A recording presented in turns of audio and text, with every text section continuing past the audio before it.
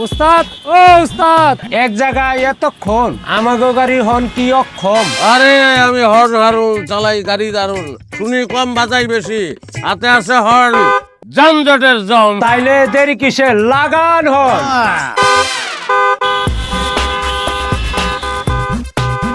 Driving সিটে বসে অযথা হরণ, আপনি সব যাত্রীর দুশ্মন।